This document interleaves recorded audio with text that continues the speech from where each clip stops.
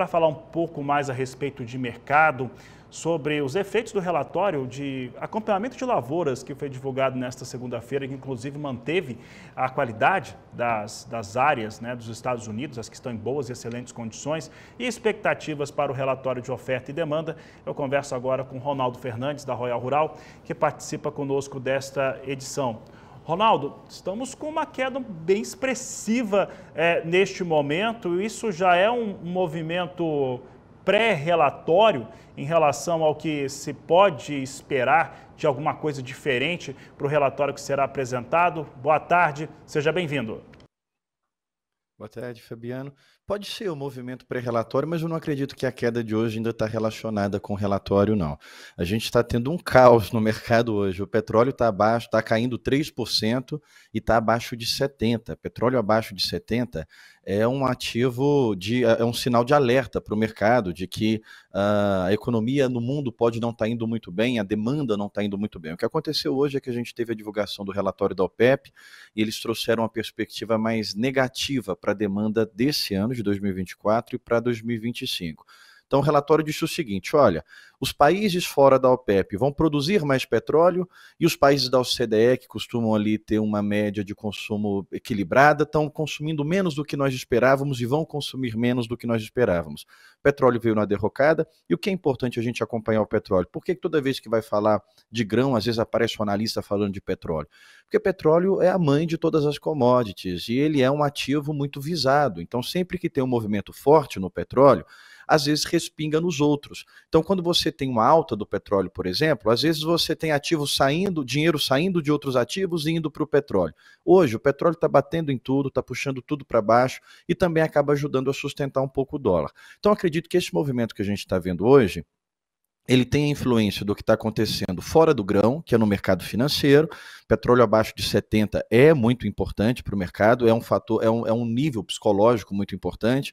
Então a gente tem influência do mercado financeiro e, como você falou, Fabiano, a gente tinha expectativa de que a qualidade das lavouras ontem fossem reduzidas. O mercado esperava vir 63%, manteve no 65%. Então esse manter não foi só manter, o mercado entendeu que foi até bem melhor do que nós esperávamos. E o ponto agora para o relatório dia 12, agora na quinta-feira, é que o número do ProFarmer veio pelo menos com 4 milhões de toneladas a mais do que o USDA tinha mostrado. E aí o mercado vai começar a fazer essa dúvida. Será que a gente vai ter um aumento de 4 milhões de toneladas na produção? Então eu acredito que ainda não está colocado isso no preço. A gente já tem ali novembro perdendo os 10, está na casa de 9,98, mas esse era o fator sempre forte de referência, os $10 por bushel, já perdeu esses 10 em novembro. Eu acredito que o mercado ainda não colocou na conta um aumento de produção no relatório agora dessa semana. Então, o que a gente está assistindo acontecer agora está respondendo a fatores climáticos. Está um furacão acontecendo nos Estados Unidos agora, o furacão Francine. Ele vai subir pela costa do Texas, ele pode ir em direção a lavouras. Então, tem muita pressão de clima, o Brasil está extremamente seco. Então, a gente teve um cenário bastante confuso para as bolsas. Hoje ainda está o caos reinando, o petróleo está caindo 3%. Então acredito que a gente pode esperar mais emoções pela frente até o relatório, viu, Fabiano? Ronaldo, pensando então neste cenário, né? Eu vou, agora há pouco estava falando a respeito do tufão no Vietnã, que não atingiu as áreas de produção de café, mas mexe com o mercado também, do café, no caso, do café robusta. Quando a gente fala desse tufão que a gente tem, o furacão nos Estados Unidos, a queda do petróleo, possivelmente 4 milhões de toneladas a mais, o que iria para estoque de passagem, talvez essa pode ser a grande novidade no relatório, estoques mais altos para a soja nos Estados Unidos e automaticamente estoques globais maiores? Olha que interessante que você está colocando. Olha como o clima está bastante turbulento em todas as partes do mundo, inclusive aqui no Brasil a gente está vivendo isso. Essa seca severa que nós estamos passando, essas queimadas chamam a atenção do mundo. E uma coisa que é importante, o produtor, o consumidor de soja ter em mente, que por mais que a gente esteja falando de um grão, de uma planta, a gente também está falando de um produto que ele é especulativo de bolsa. E ele sofre as influências de um ativo de bolsa. Por exemplo, se você tem lá a divulgação de uma Petrobras, Petrobras mostrou um resultado bom, aí as ações da Petrobras vão se valorizar, a Petrobras mostrou um resultado. Então, quando você tem uma notícia ruim por causa desse produto, o mercado de bolsa especulativo vai reagir. Então, uma coisa é a gente olhar para essas reações que são por causa de uma influência, que são por causa de uma de uma divulgação pontual, e a outra coisa é a gente olhar para, de fato, a tendência. A tendência é exatamente isso que você tem colocado, ela olha para o balanço da oferta e da demanda. Só que a situação climática ela tem ameaçado a oferta. A gente não sabe quando o Brasil vai de fato conseguir plantar, vai ter o seu início de janela. A gente está vendo os mapas que estavam mostrando um clima muito seco até o dia 15, depois outros modelos começavam a mostrar chuvas para o sul, já depois do dia 15. O fato é que até o dia 20, todos os mapas mostram temperaturas muito altas, então a gente não sabe quando que o Brasil de fato vai conseguir começar a fazer o seu plantio. Olhando para os Estados Unidos, esse furacão que está acontecendo por lá, ele vai chegar nas lavouras em fase de furacão ou ele vai chegar nas lavouras em fase de tempestade tropical? Ele vai levar umidade ou ele vai levar destruição ali para as plantações? Então o ponto é que quando você tem dúvida sobre a oferta, às vezes a demanda ela é muito pontual, mas a oferta ela tem uma força muito grande de criar tendência.